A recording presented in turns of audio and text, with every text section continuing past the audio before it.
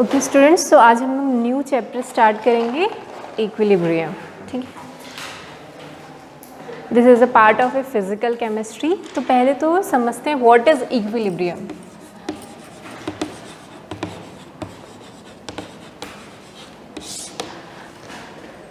ठीक, सो इक्विलिब्रियम बहुत तरीके से पढ़ चुके हैं। फिजिक्स में भी होता है फिजिकल इक्विलिब्रियम, जिसको मैकेनिकल इक्विलिब्रियम बोलते हैं। लाइक हमारे पास एक ऑब्जेक्ट है, ठीक है, यहाँ से कोई फोर्स लगा रहा है F1 और सेम फोर्स उसके अपोजिट डायरेक्शन में भी कोई लगा रहा है F1, तो नेट फोर्स क्या हो जाएगा यहाँ पर? 0। तो उस केस में हम बोलेंगे this box is in equilibrium. ठीक है, हाँ, नेट फोर्स 0 होगा तो ये बॉक्स क्या होगा? इक्विलिब्रियम में होगा। ठीक है, तो इसको हम बोलते हैं मैकेनिकल इक्विलिब्रियम। फिर एक डायनेमिक इक्विलिब्रियम भी हो सकता है, जैसे कि ये एक कंटेनर है, ठीक है, यहाँ से टैप में सपोज यहाँ से टैप से पानी आ रहा है यहाँ पर बूंद बूंद करके, और सिमिलरली आपने उतना ही बड़ा यहाँ पर एक होल कर रखा है, जिस स्पीड से यहाँ पर पानी आ रहा है उसी स्पीड से पानी क्या हो रहा है? जा रहा है। ठीक है, सो टोटल जितना इनलेट हो रहा है उतना ही क्या हो रहा है? आउटलेट। तो आप अगर बाहर से देखोगे तो ऐसे लगेगा कि इसमें कोई भी चेंजेस नहीं हो रहे, जो पानी का लेवल है वो उतना का ही उतना है। तो हम बोलेंगे यहाँ पर इक्विलिब्रियम है।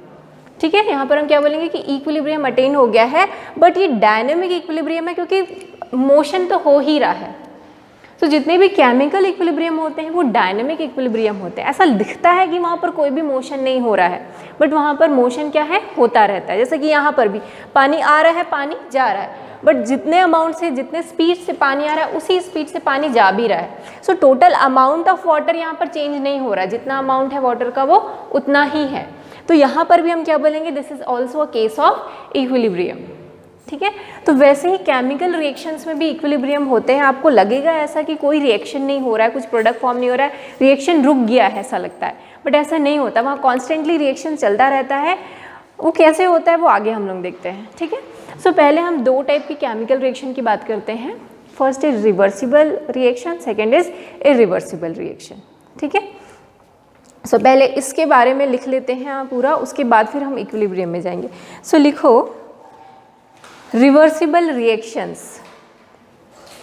Reversible reactions, a reaction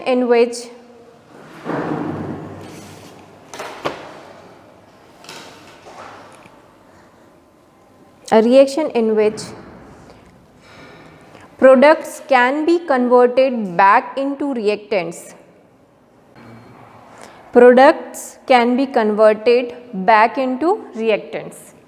For example, hydrogen and iodine, ठीक है, they combine together and form HI, hydrogen iodide. But this reaction is reversible. ये दोनों combine होके 2HI बना रहे हैं, और उसके बाद क्या होता है? ये 2HI जो है ये फिर से डिकम्पोज होके क्या बना लेता है? H2 और I2 बना लेता है। तो जो रिवर्सिबल रिएक्शन होते हैं ना, उसको हम इस तरीके से डबल एरो से क्या करते हैं? डिनोट करते हैं। ये एरो बताता है कि रिएक्शन फॉरवर्ड डायरेक्शन में हो रहा है, और ये वाला जो एरो है बताता है कि रिएक्शन बैकवर्ड डायरेक्शन में है। So reversible reaction is denoted by the double arrow. So this is the example of reversible reaction. ठीक है, समझ में आ रहा है? सो नेक्स्ट पॉइंट इसी में लिखना, it proceed in forward as well as backward direction. It proceed in forward as well as backward direction.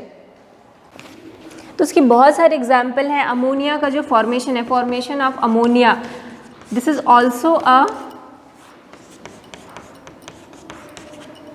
Reversible reaction. ठीक है, ये बहुत इंपॉर्टेंट हेबर्स प्रोसेस है जो हम शायद क्लास 12th में पढ़ते हैं, हेबर्स प्रोसेस। ठीक है, so this is also a reversible reaction. PCl5 का decomposition of PCl5 is also a reversible reaction. ठीक है, PCl5 जो है वो डिकम्पोज होकर PCl3 और Cl2 बनाएगा, और कुछ देर बाद ये क्या होंगे? दोनों कंबाइन होकर फिर से क्या बनाएंगे?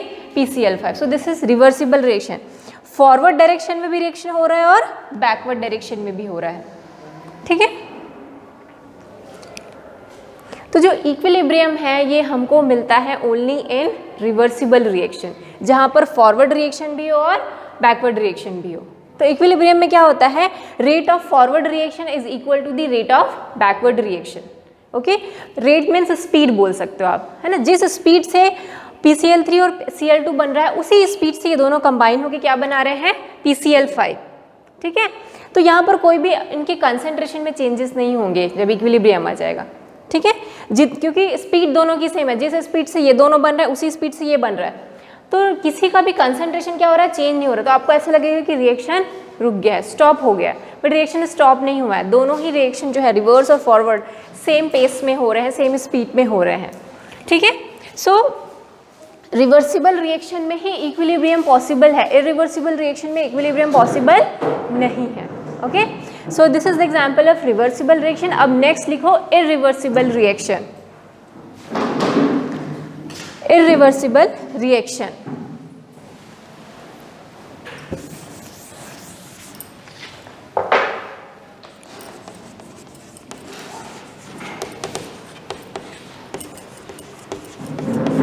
तो रिवर्सिबल रिएक्शन जैसे दोनों डायरेक्शन में होता था, इरिवर्सिबल क्या होगा, हमेशा एक ही डायरेक्शन में होगा। सो लिखो definition, chemical reaction in which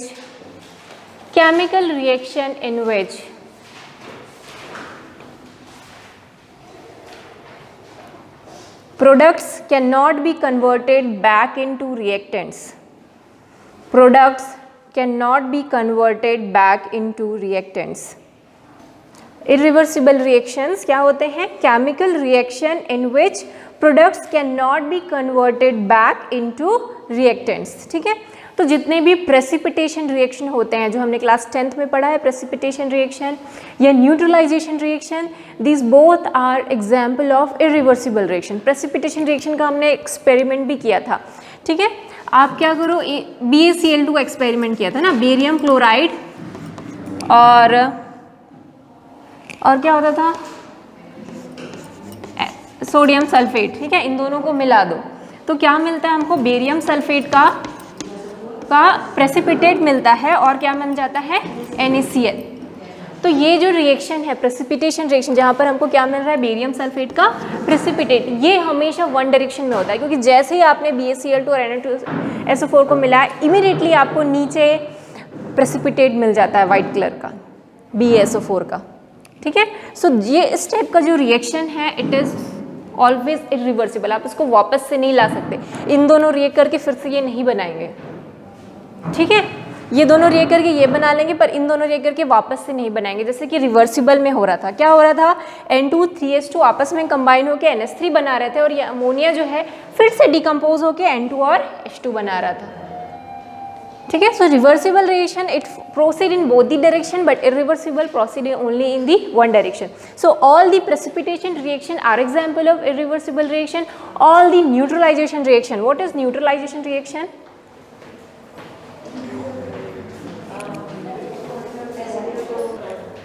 acid plus base जब आपस में रिएक्ट करते हैं उसको बोलते हैं न्यूट्रलाइज कर देना, क्योंकि एसिड और बेस आपस में न्यूट्रलाइज एक दूसरे से रिएक्ट करके सॉल्ट बनाते हैं which is neutral in nature, ठीक है। सो कोई भी हम एसिड ले लेते हैं, बेस ले लेते हैं NaOH, HCl हमने क्या लिया, एसिड, ये दोनों रिएक्ट करके सॉल्ट बनाए NaCl और वाटर। सो ये न्यूट्रलाइजेशन रिएक्शन है, और ये भी हमेशा इरिवर्सिबल होता है। ये दोनों आपस में कंबाइन होकर सॉल्ट तो बना लेंगे, पर सॉल्ट और वाटर कभी कंबाइन होकर फिर से एसिड और बेस नहीं बना सकते। पानी को वाटर में मिलाते हो तो ऐसा कुछ होता है ये रिएक्शन, नहीं, वो तो सीधा सिंपल आपको सॉल्ट वाटर मिल जाता है, तो ये रिवर्सिबल नहीं है। So this type of reactions are irreversible. तो इक्विलिब्रियम हमेशा हमको कहाँ मिलेगा, रिवर्सिबल रिएक्शन में ही मिलेगा। कब क्या होता है इक्विलिब्रियम में, the rate of forward reaction is equal to the rate of backward reaction. और जब इक्विलिब्रियम अटेन हो जाता है तो जो रिएक्टेंट और प्रोडक्ट का कंसंट्रेशन है वो कांस्टेंट हो जाता है, ना ही वो बढ़ता है ना ही वो कम होता है। जनरली इसमें क्या होगा, अगर मैं यहाँ पर ग्राफ खींचूँ रिएक्टेंट वर्सेस प्रोडक्ट का, यह कंसंट्रेशन है ना, कंसंट्रेशन वर्सेस टाइम का।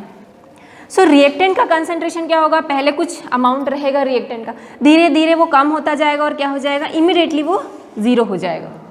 और प्रोडक्ट का कंसंट्रेशन एकदम से बढ़ जाएगा, तो ये ज़ीरो हो गया और ये बढ़ गया, आपको प्रोडक्ट मिल गया। बट इक्विलिब्रियम के केस में ऐसा नहीं होता है, आपका कभी भी रिएक्टेंट पूरा टोटली ख़त्म नहीं होता, कुछ ना कुछ रिएक्टेंट क्या है, हमेशा बचा रहता है। तो जैसे रिएक्टेंट पहले कुछ अमाउंट में रहा होगा, धीरे धीरे जैसे जैसे रिएक्शन हुआ वो ख़त्म होते गया, एक टाइम ऐसा है कि उसका जो कॉन्सेंट्रेशन है वो क्या हो जाएगा, कांस्टेंट। प्रोडक्ट के केस में क्या होगा, पहले तो प्रोडक्ट ज़ीरो रहेगा, है ना।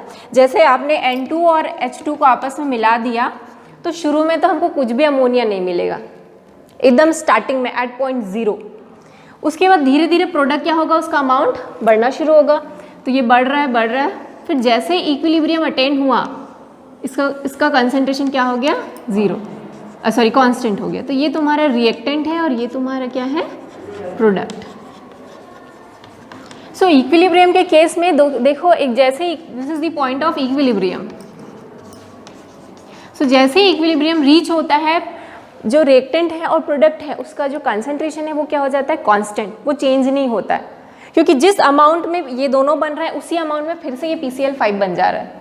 अमाउंट नहीं बोलना चाहिए, रेट बोलना चाहिए, उसी रेट से, ठीक। तो जब इक्विलिब्रियम अटेन होगा तो प्रोडक्ट और रिएक्टेंट का कंसंट्रेशन कांस्टेंट हो जाएगा, ये याद रखना है। क्योंकि अगर अलग अलग टाइप के ग्राफ आ गए, आपको बहुत सारे ग्राफ दे दिए और पूछा कि कौन सा जो ग्राफ है it is showing the correct equilibrium, तो वो वाला ग्राफ को हमको चूज करना है जिसमें रिएक्टेंट और प्रोडक्ट का जो कंसंट्रेशन है वो क्या हो जाएगा, कांस्टेंट। कांस्टेंट समझते हैं ना, दिस इज कांस्टेंट, कि चेंज नहीं हो रहा है वो समय के साथ। This is the time t, तो समय के साथ उसका कंसंट्रेशन क्या है, सेम ही है, कुछ भी चेंजेस नहीं हो रहे, ठीक है। सो ये तुम्हारा ग्राफ अगर आता है तो उस तरीके से कभी कभी आ जाता है इक्विलिब्रियम का ग्राफ। सो अब हेडिंग डालेंगे equilibrium.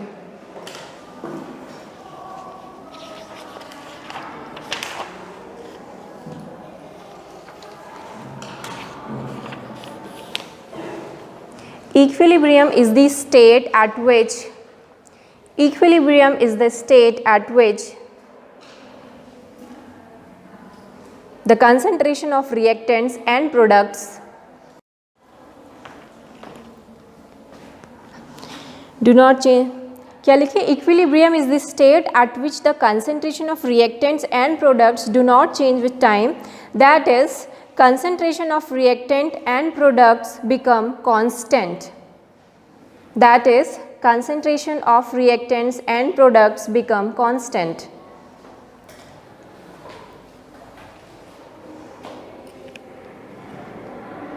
In case of equilibrium,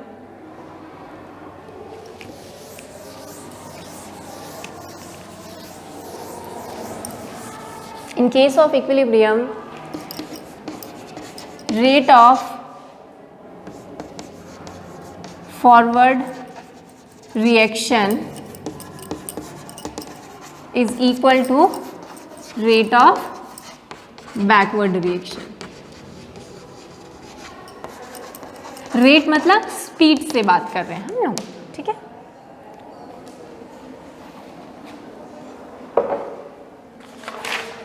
अब इसका डायग्राम भी बना लो आप लोग, जो भी बनाया था। ये टाइम, इधर कंसंट्रेशन, ठीक है। तो पहले कुछ रिएक्टेंट का कुछ अमाउंट होगा, धीरे धीरे जैसे ही होगा उसका अमाउंट कम होता जाएगा और एक पॉइंट ऐसा आ जाएगा जब वो क्या हो जाएगा, कांस्टेंट। वो ही पॉइंट क्या होगा, इक्विलिब्रियम का। वैसे ही this is for reactant, product का भी ऐसे ही केस होगा, दिस इज फॉर प्रोडक्ट। तो जैसे ही this is the point of equilibrium,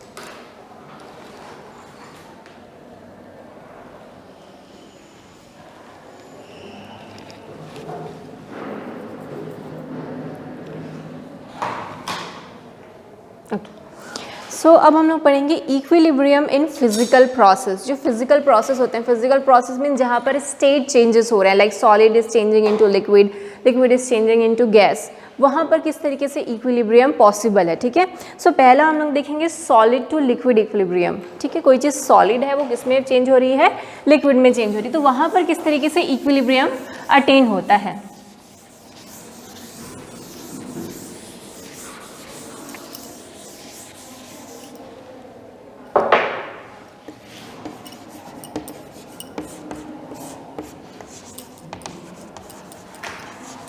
ठीक है, सॉलिड मतलब सपोज हमारे पास H2O है सॉलिड फॉर्म में, वो किस में चेंज हो रहा है, H2O लिक्विड फॉर्म में।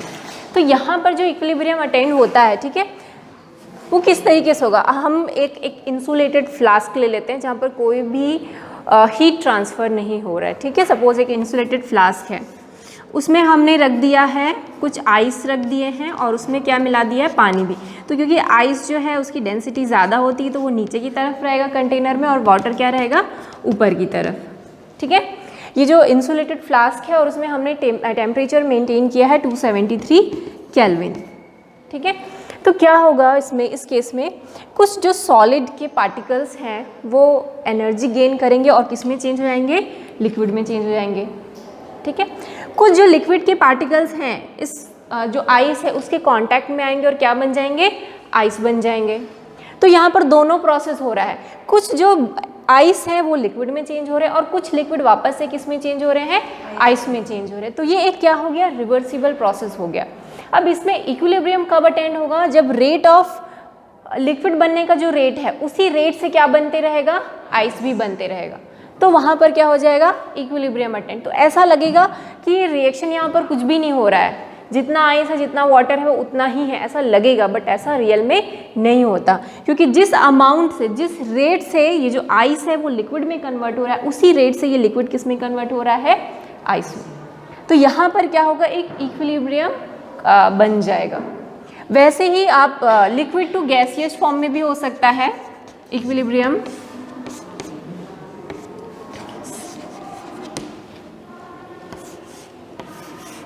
अगेन यहाँ पर एक क्लोज्ड वेसल होना चाहिए तभी इक्विलिब्रियम अटेन हो सकता है। ठीक है, आगे हम लोग कैरेक्टरिस्टिक्स ऑफ इक्विलिब्रियम पढ़ेंगे, उसमें देखेंगे कि इक्विलिब्रियम हमेशा कहाँ होता है, क्लोज्ड वेसल्स में ही पॉसिबल है। सो हमने यहाँ पर लिया लिक्विड, ठीक है, सपोज वाटर ही ले लिया। ठीक है, अब वाटर में क्या होगा, कुछ ना कुछ इसमें इवापोरेशन होगा।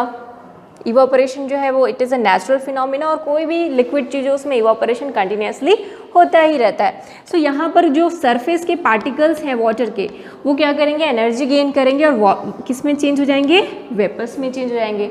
ठीक है, उसी तरीके जो वेपर्स हैं वो क्या हो जाएंगे, ठंडे एटमॉस्फेयर में कंडेंस होकर वापस किस में चेंज हो जाएंगे, लिक्विड में चेंज हो जाएंगे।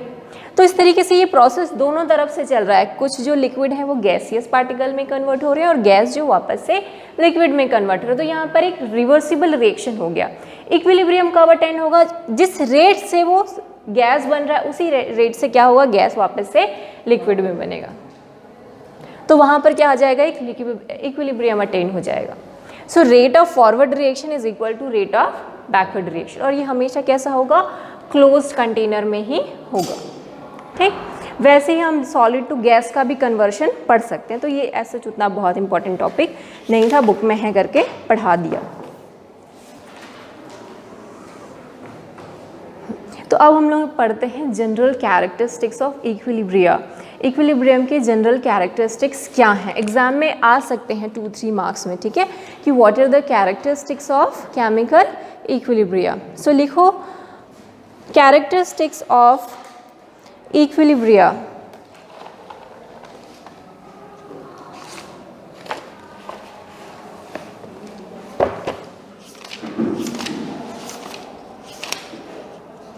First point, at equilibrium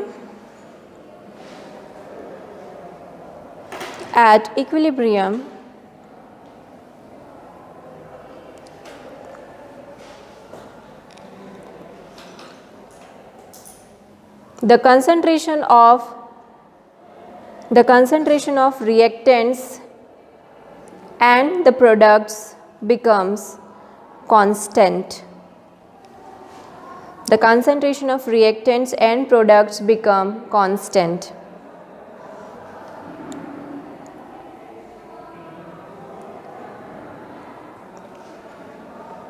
Second point, at equilibrium, the rate of forward reaction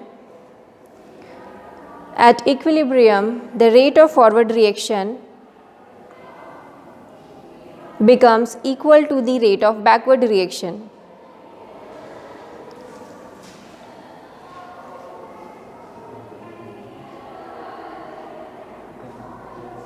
At equilibrium, the rate of forward reaction becomes equal to the rate of backward reaction, and hence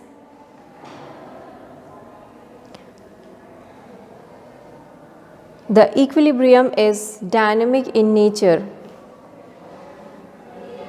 Dynamic means it is always in motion, though it looks like कोई motion नहीं हो रहा है, but it is always in motion. Next point, a chemical equilibrium can be established.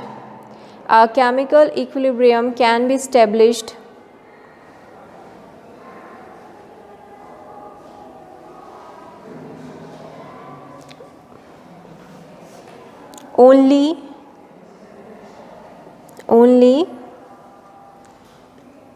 if none of the products is allowed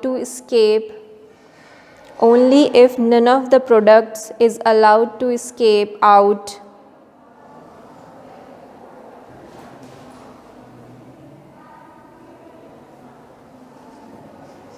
or separate out as a solid.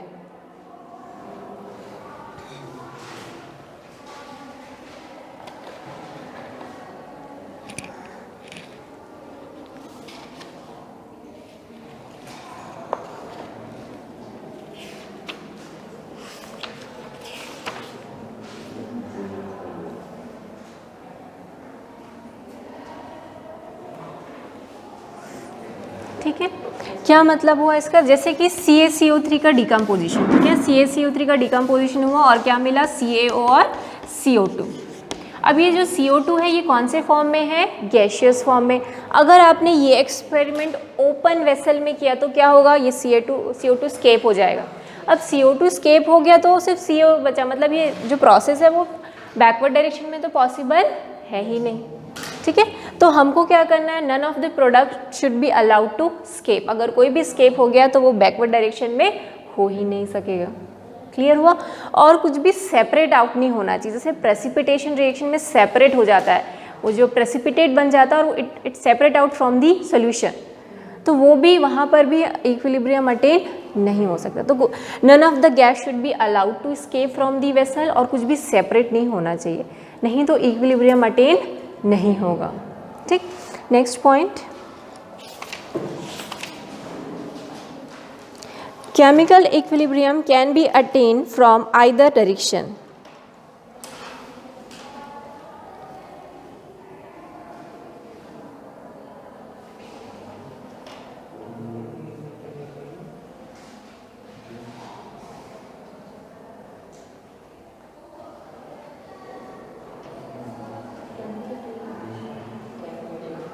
From either direction. Chemical equilibrium can be attained from either direction, that is from the direction of the reactants,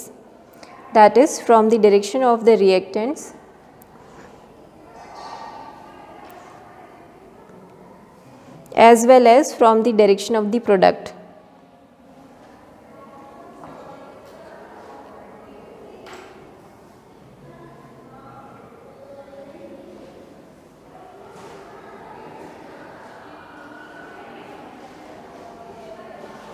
इसका क्या मतलब है देखते हैं.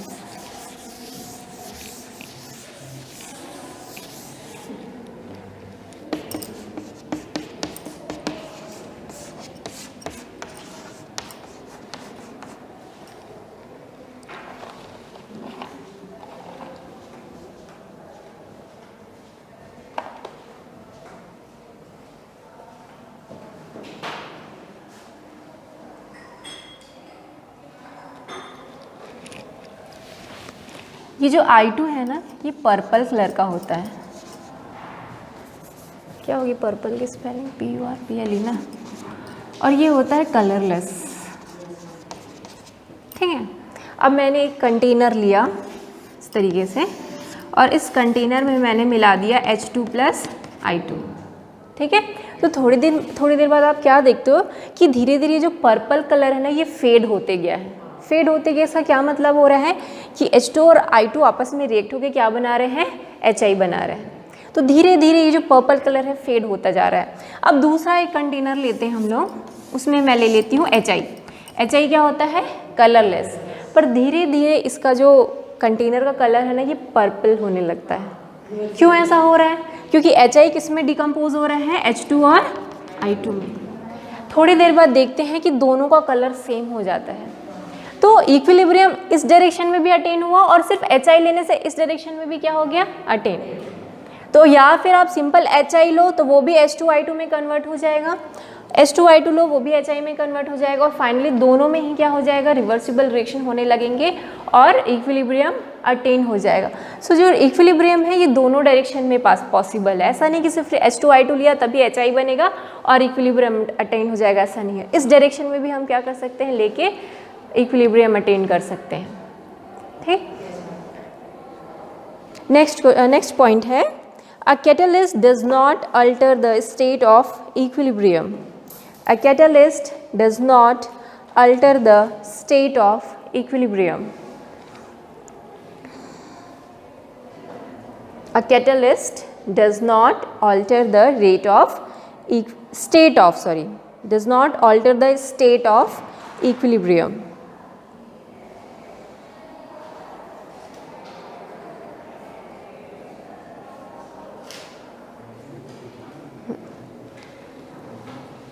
इसका क्या मतलब है? यस सर, वो वहीं उसी डब्बे में ही रखिए, ग्रीन वाले डब्बे में। आपको आपकी की मिल गई? वो अलमीरा है ना, दीदी से पूछना कि वो अलमीरा में ग्रीन डब्बा निकाल के दे दो, दीदी दे देगी।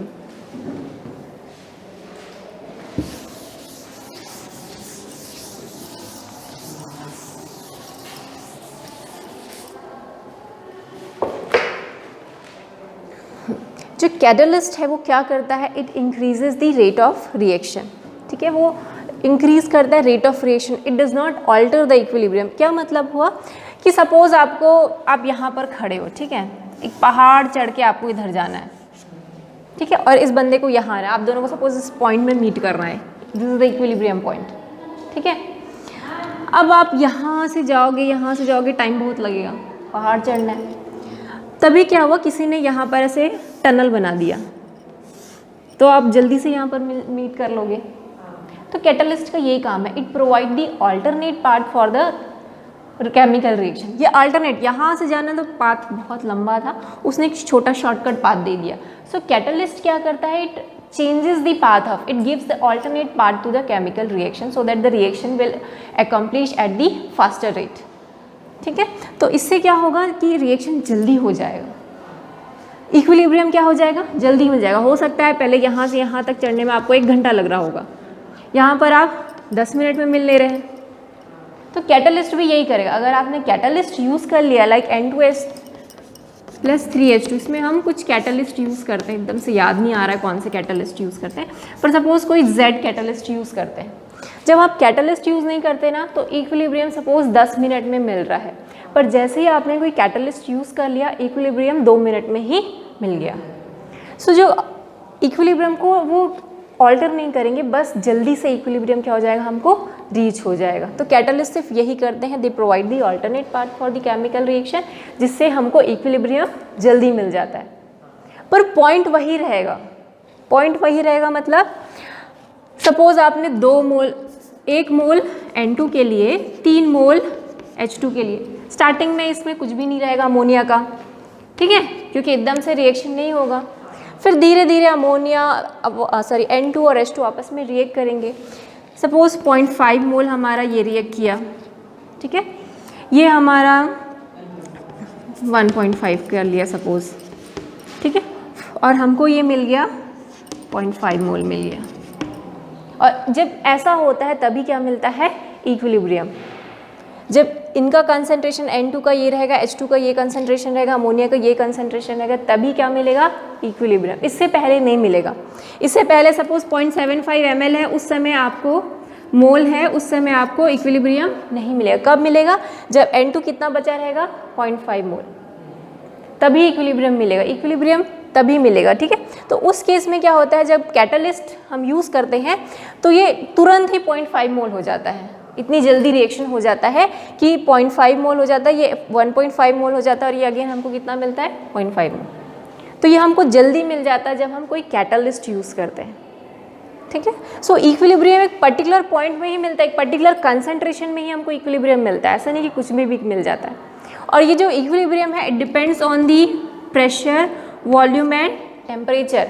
आगे जब हम लोग ली चैटलियर्स प्रिंसिपल पढ़ेंगे तो हम देखेंगे कि जब हम प्रेशर चेंज करेंगे तो इक्विलिब्रियम चेंज हो जाएगा, टेम्परेचर चेंज करेंगे तो इक्विलिब्रियम चेंज हो जाएगा, वॉल्यूम चेंज करेंगे तो भी इक्विलिब्रियम चेंज हो जाएगा। और हम इन्हीं सबको चेंज करके हम डिज़ायरेबल प्रोडक्ट मिलता है, ठीक है। तो आगे जो ली चैटलियर्स प्रिंसिपल है उससे 5 मार्क्स के क्वेश्चन एकदम डैम श्योर आते ही आते हैं, तो वो जब पढ़ेंगे तो उसको बहुत अच्छे से पढ़ना, ठीक है। अच्छा, इसमें इंपॉर्टेंट क्वेश्चन ये आ सकता है, अभी तक जितना पढ़े हैं, एक तो ये कैरेक्टरिस्टिक्स ऑफ आ सकता है इक्विलिब्रियम, केमिकल इक्विलिब्रियम, और उसके बाद एक जो इम्पॉर्टेंट छोटा सा जो क्वेश्चन बनता है कि explain that catalyst does not alter the state of equilibrium, ठीक है। एक्सप्लेन करना है पूरा उसको, किस तरीके से वो ऑल्टर नहीं करता। तो उसका आंसर आपको ईजिली, अगर आपके पास कोई रेफरेंस बुक है वहाँ भी मिल जाएगी और बुक में भी मिल जाएगी, ठीक है।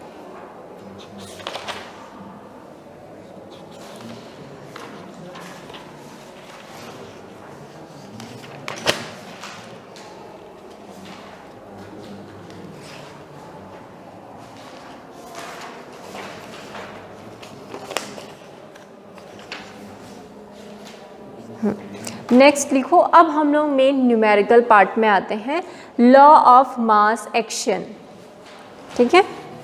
Law of mass action,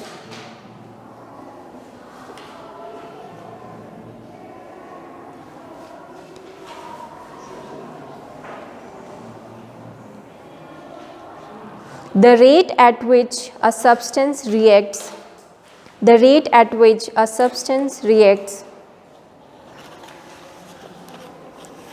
is proportional to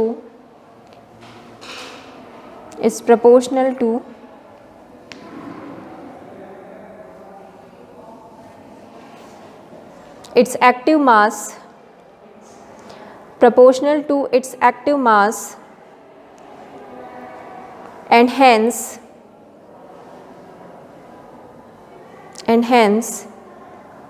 the rate of chemical reaction is proportional to the product, and hence the rate of a chemical reaction is proportional to the product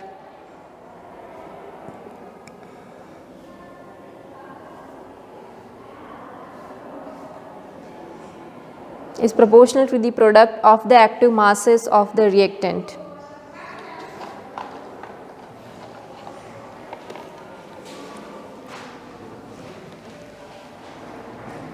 कहाँ पर छूट गया बताओ? The rate of a chemical reaction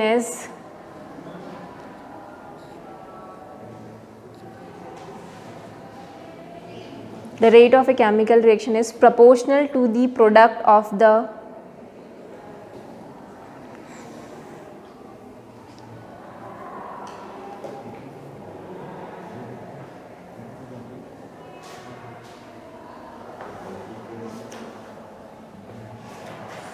active masses of the reactants.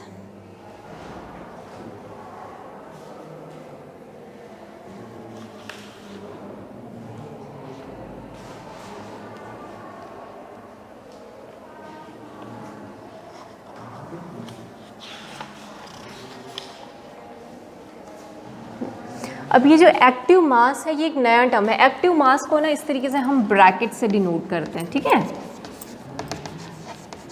Active mass मतलब like अगर ए और B, ठीक है, आपस में रिएक्ट करके क्या बना रहे हैं, C+D।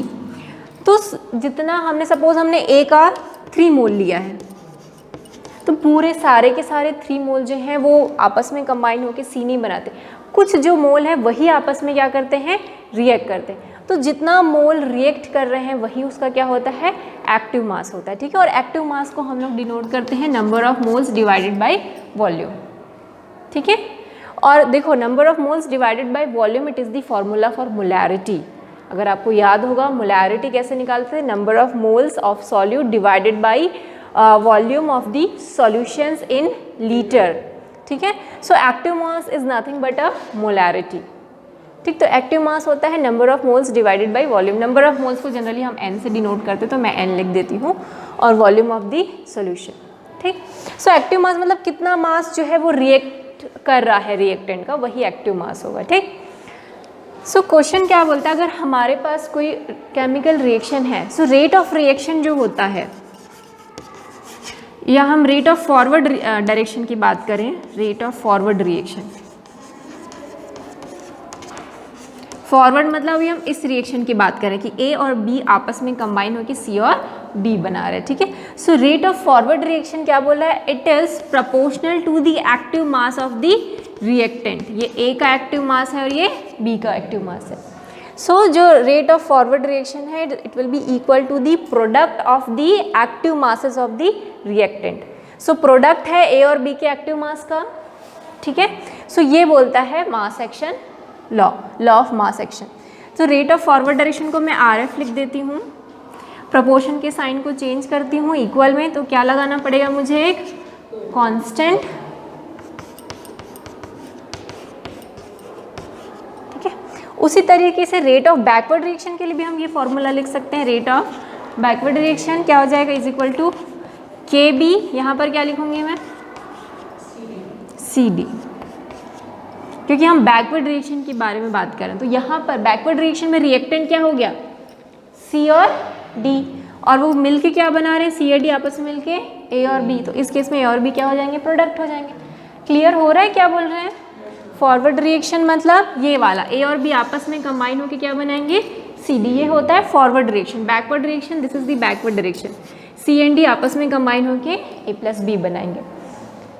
तो जो बैकवर्ड डायरेक्शन है, बैकवर्ड डायरेक्शन के लिए रिएक्टेंट ये हो जाएगा, और फॉरवर्ड डायरेक्शन के लिए रिएक्टेंट ये हो जाएगा, ठीक। So law of mass action क्या बोलता है कि जो रेट है रिएक्शन का, it is directly proportional to the product of the active masses of the reactant. So A और B का एक्टिव मास का प्रोडक्ट लिया है, उसके क्या है वो प्रोपोर्शन, प्रोपोर्शन के साइन को इक्वल टू में चेंज किया, तो क्या लगा है, कांस्टेंट। सो KF जो है हमारा रेट कांस्टेंट है, क्या बोलते हैं इसको हम, रेट कांस्टेंट। आगे हम 12th में फिर से रेट कांस्टेंट के बारे में पढ़ने वाले हैं, 12th में फिर से ये सब चीज़ें हैं, ठीक। अब इसको दोनों को डिवाइड करते हैं। So KF by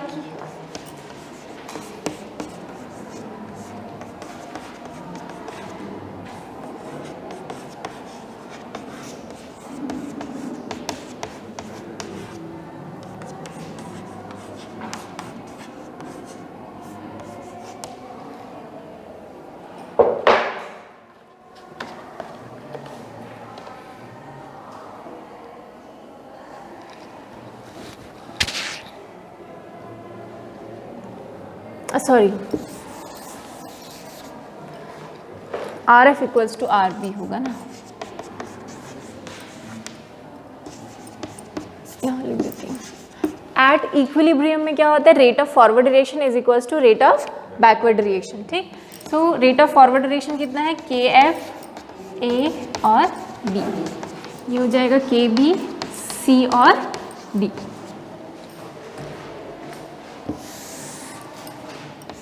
So KF by KB is equals to C D A B।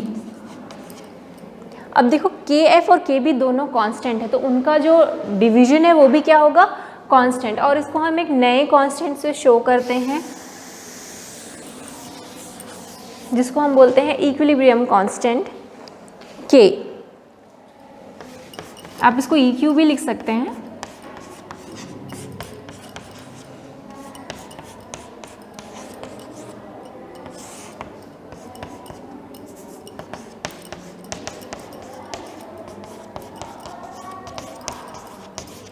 सो ये एक इम्पॉर्टेंट रिएक्शन है।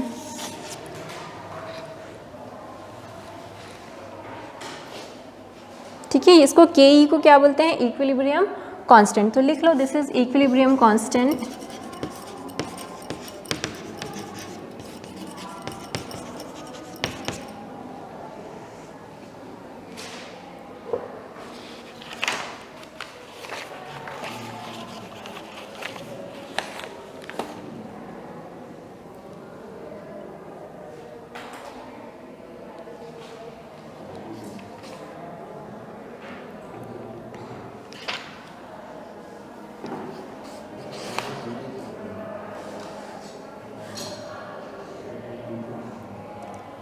हो गया।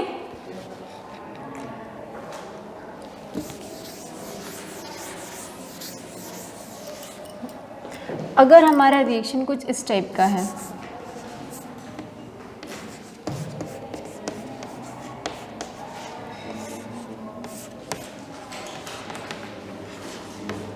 मतलब सबके साथ स्टोइकियोमेट्रिक कोफिशिएंट भी क्या है, एसोसिएटेड है। अभी तक हमने देखा सिंपल a+b और c+d मिल रहा था, वहाँ कोई भी स्टोइकियोमेट्रिक कोफिशिएंट नहीं था, बट यहाँ पर अब हमारे पास क्या है, स्टोइकियोमेट्रिक कोफिशिएंट है। तो उस केस में हमारा ये रेट इक्वेशन कैसा हो जाएगा, ठीक है।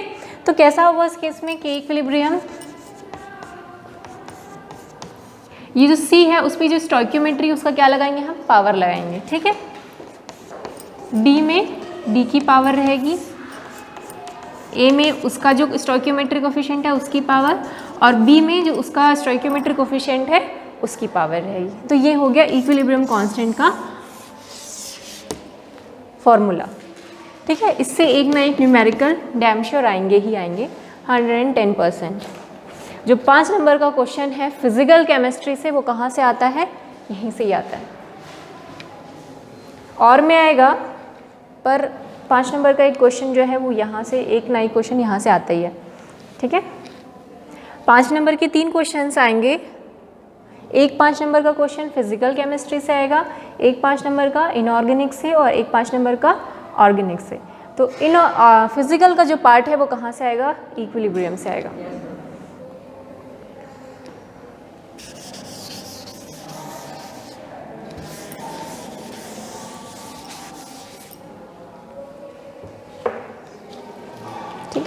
तो यहाँ पर जो हम लोग A, B, C, D जो एक्टिव मास बोल रहे हैं, they are nothing but a concentration of A, B, C, D। तो आपको जो क्वेश्चन है उसमें दिया रहेगा A का कंसंट्रेशन कितना है, B का और C का और D का कंसंट्रेशन दिया रहेगा। आपको क्या करना है, सिर्फ वैल्यू पुट करना है और आपका आंसर आ जाएगा। तो बहुत ही डिफ़िकल्ट नहीं आते, बहुत ईजी टाइप के ही न्यूमेरिकल्स आते हैं इसमें। अब ये जो इक्विलिब्रियम कांस्टेंट है ये 2 टाइप का होता है, 2 टाइप का पढ़ेंगे हम लोग। एक होता है Kc और दूसरा होता है Kp, ठीक है। Kc मतलब ये C जो है बता रहा है कंसंट्रेशन। यहाँ पर जो हम वैल्यू पुट करेंगे वो क्या करेंगे, कंसंट्रेशन पुट करेंगे, मतलब कुछ मोलैरिटी होगी उसकी C की, D की, वो हम यहाँ पर पुट करते हैं। Kp मतलब क्या बता रहा है, ये पार्शियल प्रेशर। यहाँ पर कंसंट्रेशन की जगह हम क्या लगाएंगे, पार्शियल प्रेशर। और Kp हम सिर्फ गैसियस के केस में यूज़ करते हैं कि हमारा रिएक्टेंट भी गैसियस है, प्रोडक्ट भी गैसियस है, तो उस केस में हम क्या निकालेंगे, Kp। बट अगर हमारे पास सॉल्यूशंस हैं ABCD के, तो हम उस केस में क्या निकालेंगे, Kc निकालेंगे। तो जब भी गैसियस मॉलिक्यूल की बात आती है हमको क्या यूज़ करना है, Kp। जैसे कि PCl5 का एग्जांपल ले लेते हैं। PCl5 क्या होता है, गैस होता है। ये क्या बनाता है, PCl3 जो भी गैसियस स्टेट में है, Cl2 जो भी क्या है, गैसियस स्टेट में। तो इस केस में हम क्या निकालेंगे, इक्विलिब्रियम कांस्टेंट Kp। पर अगर सब सॉल्यूशन के फेज में है तो हम क्या निकालेंगे, Kc, ठीक। सो इक्विलिब्रियम कांस्टेंट 2 टाइप के हैं, Kp और Kc। सो लिख लो आप types of equilibrium constant. Types of equilibrium constant, पहला है Kc,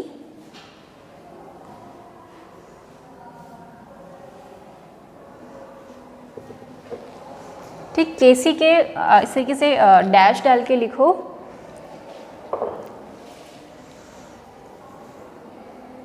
This is equilibrium constant expressed in terms of concentration. This is equilibrium constant expressed in terms of concentration.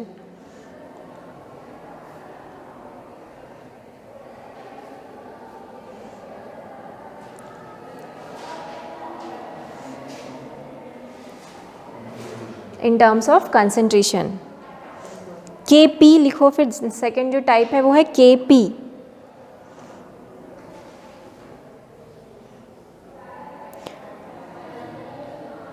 This is equilibrium constant expressed in terms of partial pressure.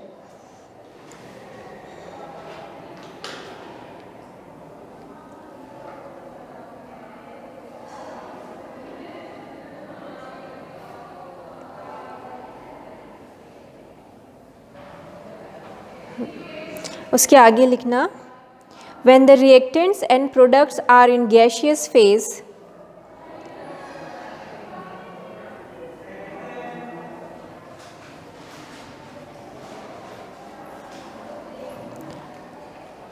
when the reactants and products are in gaseous phase, equilibrium constant expressed in terms of partial pressure. Equilibrium constant is expressed in terms of partial pressure.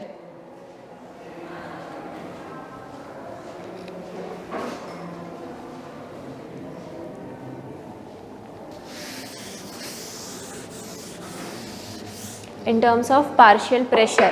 तो Kc का formula तो same यही होगा जो हमने लिखा है, ठीक है। जो K इक्विवेलेंट के लिए लिखा है वही फॉर्मूला Kc के लिए होता है, बट Kp के लिए हम क्या करते हैं, पार्शियल प्रेशर लेते हैं। तो जैसे partial pressure of A to the power A, partial pressure of C लेते हैं ना ऊपर, तो partial pressure of C to the power C, partial pressure of D to the power D, partial pressure of A to the power A, partial pressure of B to the power B। तो ये formula हो जाएगा Kp का। बस concentration की जगह हमको क्या लेना है, पार्शियल प्रेशर।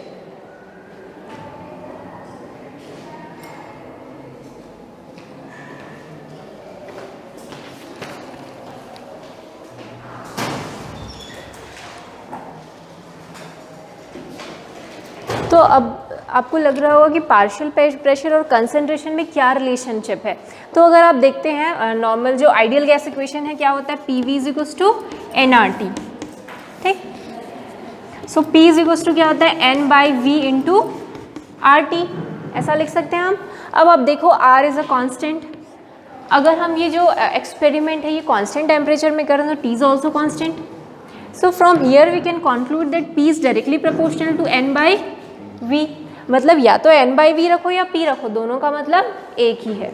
मतलब जितने नंबर ऑफ मोल्स होंगे उतना ही ज़्यादा वो क्या लगाएगा, वो गैस प्रेशर लगाएगा। अगर नंबर ऑफ मोल्स कम है तो प्रेशर कम है, नंबर ऑफ मोल्स ज़्यादा है तो प्रेशर ज़्यादा है। तो इसलिए हम क्या करते हैं, गैस के केस में क्या लेते हैं, उसका पार्शियल प्रेशर, क्योंकि partial pressure is ultimately directly proportional to the concentration of the gas, ठीक है। तो इसलिए हम कभी कभी क्या ले लेते हैं, पार्शियल प्रेशर लेते हैं।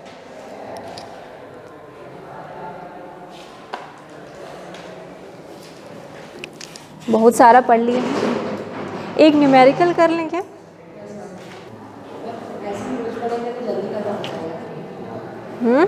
जल्दी तो ख़त्म करना ही है इसको, तो 7 पीरियड मिनिमम 7 पीरियड बोल रहे हैं, मैक्सिमम वो 10 जा सकता है, इसमें बहुत लंबा है। हाँ, रिडॉक्स रिएक्शन 5 में ख़त्म हो जाएगा, और एस ब्लॉक उसमें बहुत सारी चीज़ें हट गई है एस ब्लॉक, पी ब्लॉक में। तो एस ब्लॉक 3 दिन में लगेगा, पी ब्लॉक 3 दिन लगेगा।